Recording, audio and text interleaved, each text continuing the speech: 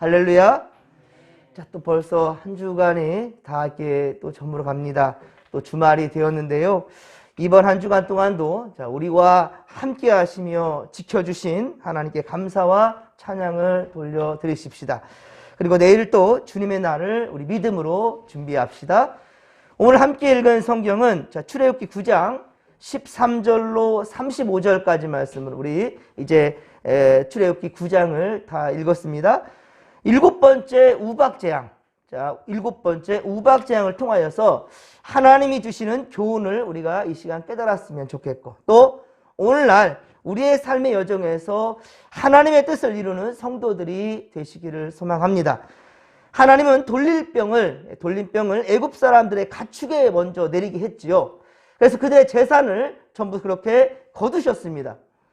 또한 악성종기를 이제는 짐승과 사람들에게까지 그렇게 내리셔서 고통을 더하게 하셨지요. 자, 우리 9장 9절 보면 악성종기가 사람과 또 짐승에게 그렇게 붙어나게 했어요. 하지만 자, 그런데 중요한 것은 이 돌림병을 바로와 그의 가까운 측근 그 신하들에게는 내리지 않았던 것을 볼 수 있어요.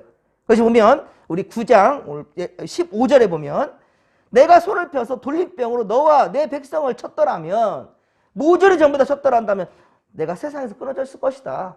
그러니까 이 재앙들 다 내리는 가운데서도 바로에게만큼은 이것이 온전히 내리지 아니하고 멈추겠던 거예요. 그래서 똑똑히 보라는 것이지요.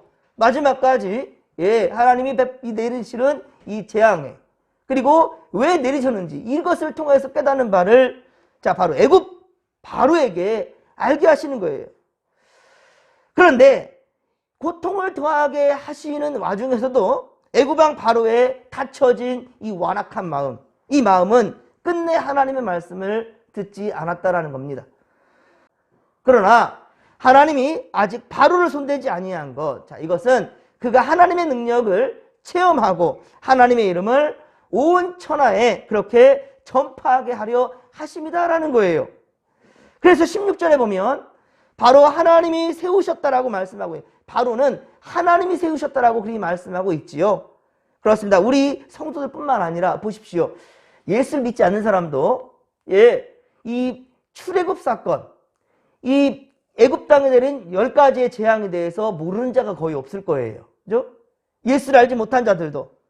문제는 그럼에도 하나님을 믿지 않는 것, 그것이 문제인 것이죠. 그러니까 온 천하에 전파되리라 16절의 말씀처럼 지금 현재 그러하다라는 거예요.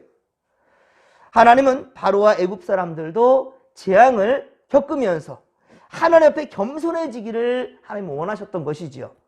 그러나 바로는 더욱더 마음을 완고하게 하였고, 그리고 이스라엘 백성 보내기를 거절한 탓에 재앙을 계속해서 그렇게 겪을 수밖에 없었던 것이지요. 이것이 과연 또한 우리가 어제도 말씀드렸지만 리더자의 모습이냐는 거예요. 자신의 마음은 아니더라도 때로는요, 리더자란 그러는 겁니다. 이 자신의 지켜내야 될 이 공동체가 아픔을 겪을 때는 리더자 또한 역시 그 마음을 알아야 된다는 거예요. 그리고 그 백성들의 마음을 만져줄 줄 알아야 된다는 것이죠. 근데 끝까지 완고했다라는 거예요. 사랑하는 성도 여러분, 우리는 하나님 베푸시는 역사를 체험할수록, 특히 우리 성도들 또한 역시 하나님의 은혜를 체험하면 체험할수록 더욱 하나님 앞에 겸손해져야 된다는 거예요. 더욱 하나님 앞에 겸손해져야 될 것이고, 하나님의 도우신 것에 대해서 분명한 감사 찬양이 있어야 된다는 겁니다. 감사하지 않는 자에게는 감사를 베풀었던 것 또한 역시 언제든지 거둘 수도 있다는 것을 알아야 된다는 거예요.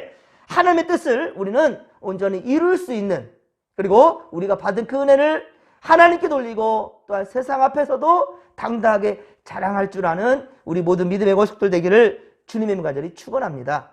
하나님이 주셨는데도 불구하고 감사할 줄 모르는 자들, 이러면 안 된다는 거예요.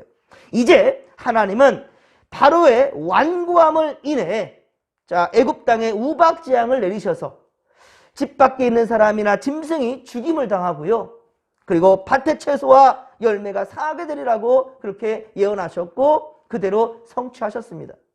지금도 이제 이 우박이 내리는 것을 볼 수 있는데 그런데 어떨 때는 정말 자연의 재앙이라 할 정도로 주먹만한 그런 우박이 내릴 때도 있잖아요. 그래서 차를 파손시키기도 하고 또 과실수, 이제 과일을 막 따야 될 그 상황인데 다 된 건데 이 우박 때문에 다 1년 농사가 몇 년 동안 준비했던 것들이 한순간에 그냥 물거품이 되는 일들이 종종 있지 않습니까? 그런데 지금 이 출애굽 사건 때 이때에도 그러한 재앙이 있었다라는 거예요. 그리고 우박뿐만이 아닙니다. 24절에 보면 우박이 내림과 함께 뭐가 내렸다고요? 불덩이가 우박에 섞여 내렸다라는 거예요. 심히 맹렬하니 나라가 생긴 이때부터 애굽 온 땅에 이런 일이 없었다라는 거예요. 그와 같은 일이 없어요. 그럼에도 불구하고 26절에 보십시오. 이스라엘 자손들이 있는 그곳 고센 땅에는 우박이 없었더라라고 말하고 있어요. 아니, 같은 애굽 땅이에요. 고센이 다른 나라가 아니라 같은 애굽 땅이에요. 근데 애굽 전역에 그렇게 우박이 내리는데 어떻게 이스라엘 백성들만 있는 이곳 고센 땅에는 이 우박이 없었느냐가 있겠냐는 거예요. 놀라운 거죠. 그러니까 어떻습니까? 바로는 자, 이 27절 말씀을 같이 한번 읽어볼까요? 27절입니다. 바로가 사람을 보내어 모세와 아론을 불러 그들에게 이르되 이번은 내가 범죄하였노라. 이 여호와는 의로우시고 나와 나의 백성은 악하도다. 아멘. 여러분들, 이제까지 완강했던 완악했던 이 바로가 처음으로 이제 여호와를 온전히 인정합니다. 그전에도 이 재앙이 닥쳤을 때에 그래 너희들 가는데 그리 멀리 가지 말라 이런 수준이었거든요. 그런데 이번에는 아예 그들을 보내는 수준이 아니고 내가 범죄하였노라. 여호와는 의로우시고 하나님에 대한 성품을 얘기하는 거예요. 여호와는 의로우시니 나와 나의 백성은 악하다. 나와 나의 백성들 악하다까지 얘기를 하고 있어요. 한 나라의 지도자인 이 왕이 그 나라 전체를 들어서 악하다라고 얘기한다라는 것, 이건 정말 기가 막힌 거거든요. 자, 그렇습니다. 그런데 그리고 우레소리와 우박을 이로 말미암아 이제 바로 모세가 그치게 한단 말입니다. 그러니까 그치게 한다면 이제 모세에게 이스라엘 백성을 애굽 땅에서 보내되 다시는 이제 머물지 않고 28절이죠. 다시는 머물지 않게 한다. 그러니까 즉 애굽 땅에서 완전하게 내보내겠다라고 그렇게 약속을 한다는 거예요. 이에 모세는 바로의 말을 듣고 하나님을 향해 손을 펴지요. 그리고 우박 재앙을 멈추게 할 것을 예고합니다. 그리고 자 29절 말씀입니다. 세상이 하나님께 속한 줄을 왕이 알게 될 거라는 거예요. 그러니까 당신이 하나님을 믿느나 믿지 않으나 불신자들이나 또는 신자들이나 세상에 많은 이렇게 섞어져 살아가지만 중요한 것은 세상 모든 것이 바로 이 출애굽 사건의 이 재앙으로 말미암아 세상이 하나님께 속한 줄을 왕이 알게 될 것이다 라고 말하는 거예요. 그러나 우박 재앙으로도 보리의 이삭이 나왔고요. 그리고 삼은 꽃을 피워냈습니다. 그리고 쌀보리는 아직 자라지 아니한 고로 상하지 않고 남아있는 것을 자 이제 32절이죠. 이렇게 바로가 보게 되니 바로의 마음이 다시 변심합니다. 그리고 34절에 보듯이 비와 우박과 우레소리가 그친 것을 이제 보자 바로는 다시 범죄하여 아니 아까 27절에서 내가 하나님 앞에 내가 범죄했노라고 얘기했잖아요. 다시는 이제 그러한 짓을 하지 않겠다라고 이제 하나님의 하나님의 역사하심을 알겠으니 이제 하나님의 백성들 너희들 말대로 이 이스라엘 백성들을 내보내겠다라고 다시는 이 애굽 땅이 있지 않게 하겠다라고까지 말했지만 어떻습니까? 다시 또 평안이 찾아오니까 또 범죄하여 마음을 완악하게 하였고 그러니까 그런 모습을 보는 신하들 또한 역시 담력이 생기는 거예요. 왕이 저러니까 애굽의 이 신하들 또한 역시 마음이 이제 똑같아지는 거죠. 그렇습니다. 바로의 회개는 진실된 것이 아니었고 이렇듯 상황에 따라 변질되는 거짓된 회개였던 것이죠. 그리고 그 순간은 진실했다 할지라도 예, 그를 바로 흔드는 세상 것에 좋은 것에 마음을 빼앗겨 버리니 자신이 다짐했던 것 또한 역시 거짓이 되어버리는 것이지요. 이것이 바로 오늘날 우리가 살아가는 특히나 믿음 있는 이 성도들이 우리가 살아갈 때 우리 또한 역시 마찬가지일 수 있다는 거예요. 여러분 사람들은요 어려운 고난의 때가 그렇게 지나고 나면 고난의 터널을 통과하는 와중에서는 그렇게 절박함으로 하나님을 매달리고 그렇게 간절함으로 기도하며 나아가지만 어떻습니까? 이때가 지나고 나면 당시의 절박함을 망각해버리죠. 예, 언제 그랬냐 듯이 예, 개구리 올챙이 때를 생각하지 못한다라는 그런 속담도 있지 않습니까? 다시 교만해지는 거예요. 전능하신 하나님의 도우시고 지켜주신 그 은혜에 감사를 잊어버리게 된다라는 것이죠. 그러나 여러분 성도는요 환경에 따라서 변심하는 것이 아니라 코람데오 하나님 앞에 더욱 정직한 믿음을 지켜가야 된다라는 것입니다. 그래서 작은 것에 감사할 줄 아는 자가 하나님 더욱더 큰 것도 허락하시는 거예요.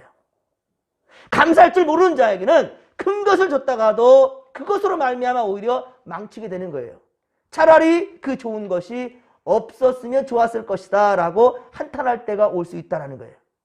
때문에 여러분 항상 작은 것에도 감사할 줄 알고 믿음으로 반응할 줄 아는 성도들이 되기를 주님의 간절히 축원합니다.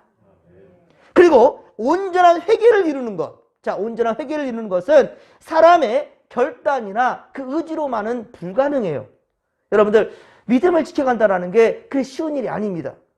여러분 어려울 때는요 그렇게 작은 것에도 콩 한 쪽에도 감사했어요. 나눌 줄도 알고요. 그런데 그 부가 쌓이고 쌓여갈 때 그러면 어떻습니까? 이제 만몬 숭배에 빠지게 되기 쉽다라는 거예요. 물질이 많아지는데 당신에게 주일에 500만 원 받던 사람에게 1000만 원 주겠다라는 거예요. 어떻게 하겠습니까? 주일 예배가 되었습니까? 아마 그 길로 가고 말 거예요. 예, 그런 사람들 태반일 겁니다. 이게 그래서 쉽지 않다는 거예요. 물질 앞에서 하나님과 물질 앞에서 이렇게 결단하는 것이 그게 어렵다는 겁니다. 그렇기 때문에 우리에게는 하나님의 은혜의 역사가 필요하다는 거예요. 예, 마음에 선한 감동이 이를 때마다 절대로 그냥 잊지 않기를 간절히 빌고 소망합니다. 마음에 감동이 이를 때가 있어요. 그러면 그 감동대로 하나님이 기뻐하시는 그런 마음 품을 때가 있어요. 그러면 그 품은 것을 잊지 않도록 항상 되뇌어야 된다는 거예요. 예, 그게 바로 영적으로 민감한 성도들의 모습이다라는 것이죠. 하나님의 강권적인 역사로 사람이 변화된다면 여러분 비로소 죄인의 영향에서 벗어나 온전한 바로 회개의 열매를 맺을 수 있게 된다라는 것입니다. 그리고 그러한 회개 열매를 맺게 되었을 때는 어떻습니까? 자신의 주변의 사람들까지도 변화시킬 수가 있어요. 예, 제가 어제 전화통화 한 통화를 받았습니다. 예전에 알게 된 분이셨는데 그분이 정말 하나님께 열심히 하고 싶어요. 그런데 아내 되시는 분은 믿음이 좀 적었어요. 그래서 무슨 일을 하든지 간에 항상 교회 먼저 생각하는 남편이 미웠어요. 남편이 제자 훈련을 받기 위해서 또 교회가 있는데 그 아내가 들어오더니 문을 팡 발로 차고 들어온 거예요. 다른 사람들 많이 같이 공부하고 있는데 목사님하고 문을 팡 차고 들어오더니만 당신 택하라. 나야? 교회야. 그게 너무 수치스러워서 남편은 그 아내를 붙잡고 그냥 교회를 나와버렸대요. 그것으로 그 교회가 이제 관계가 끊어진 거죠. 그리고 얼마 동안 계속 거의 그냥 불신자처럼 살았는데 계속 더 몸도 마음도 피폐해지고 힘들어지면서 결국은 다시 또 신앙을 붙잡기 위해서 나아가는데 이상하니만큼 아내가 또 따라와요. 그래서 교회에 또 정착을 하고 또 믿음을 지켜가려는데 또 아내가 또 힘들게 하는 거예요. 그러면서 계속 이게 불협화음이 끊이지 않았었는데 그런데 이제 코로나가 오면서 직장도 잃게 되고 누명도 쓰여가지고 돈을 손댄 것처럼 이렇게 돼버리고 나중에는 전부 다 잘못된 것으로 밝혀지면서 다시 회사에 출근하라 했지만 나 가기 싫다라고 하면서 다른 또 하나님이 준비한 것을 생각하면서 공부하다가 사회복지사가 되어서 지금은 안성 쪽에서 그 독거노인들 빨래도 도와주고 이런 일을 하게 된 거예요. 그 기관에서 파송받아서 가는 일들 가운데에서 하게 된 거예요. 예전보다 몸은 고되더라도 너무 행복하다라는 거예요. 그러면서 어쨌든 이게 당황스럽고요. 아내가 변화되기 시작하고 기다리니까, 그러니까 그런 거예요. 내가 열심으로 내 열정으로 막 나아가는데 그때 더 불협화음이 심해졌다는 거예요. 근데 모든 것을 내려놓고 하나님께 예배하는데 매일 예배했답니다. 매일. 밤이 되면 항상 예배하는데 그 모습을 보고 아내가 얼마 하다 말겠지 싶었는데 끊임없이 예배하고 기도하는 그 남편의 모습을 보고 한 걸음 한 걸음 다가온 거예요. 그리고 같이 예배를 동참하더니 매일매일 그렇게 예배하는 거예요. 매일매일 아내와 함께. 그리고 아내가 변화되기 시작했더라. 참 하나님 살아계십니다. 라는 얘기를 하는 거예요. 제가 그랬어요. 입술의 권세도 중요하고요. 그리고 우리가 무슨 얘기들인지 이렇게 선한 말을 많이 하는 것도 중요하지만 정말 중요한 것은 몸으로 보여주는 것. 그것에 그 아내는 감동되고 변화된 거 아니겠습니까? 또 한 가지. 기다리십시오. 기다리면 분명히 그에 대한 성령의 열매를 맺게 될 수 있을 것입니다. 라는 얘기를 해줬더니 맞습니다. 그러는 거예요. 물론 기다림의 과정은 매우 어렵습니다. 힘이 듭니다. 예. 그리고 간혹 생기는 것은 인간적인 유혹입니다. 왜 내가 이렇게 당해야 돼? 라는 마음 가운데서 불평불만이 악이 받쳐 오르다가 결국은 하나님의 영광을 가리우게 될 수 있다는 것을 우리는 절대 잊지 말아야 된다는 것이지요. 여러분, 하나님의 말씀과 성령의 인도하심 따라 때로는 그 기다림이 길어지면서 몸도 마음도 지치고 힘들어질 수 있지만, 그러나 자신의 연약함을 자백하고 더욱더 하나님의 긍휼하심과 도우시는 은혜를 받는다면 그때 우리는 비로소 진정한 평안을 맛볼 수 있을 것입니다. 믿으시면 아멘 합시다. 그렇습니다. 그러므로 우리는 바로처럼 혈기대로 감정대로 완악해지지 않도록, 우리도 바로처럼 완악해지지 아니하도록 날마다 회개의 영을 구하시고 그리고 성령 충만으로 죄와 싸워 승리할 수 있게 되기를 주님의 간절히 축원합니다. 그리스도를 따라 온전한 하나님의 형상을 이룰 수 있기를 바랍니다.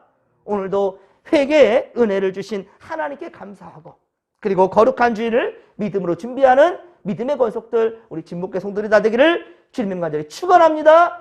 축원합니다. 자, 이제 주여 삼창 부르며 기도하며 나갑시다.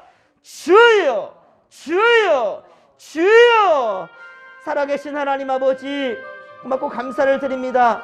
주여, 우리에게 회개의 영이 임하며 이전에 잘못되어졌던 모습들을 다시금 답습하지 아니하고 하나님이 원하시는 뜻을 구별하고 성별할 수 있는 우리가 되게 하여 주시옵시며, 우리 아버지 기다림이 길어질수록 우리 몸도 마음도 지쳐지게 되고 세상의 가치관과 방법을 따라가려 하는 마음들이 생기게 되지만, 이러면서 입술로 범죄하고 불평하고 아버지 그럴 수 있지만 아버지 그러나 그러한 육에 사로잡혀 살지 않도록 항상 깨어있어 영적으로 민감할 수 있는 우리가 되게 하여 주시옵소서.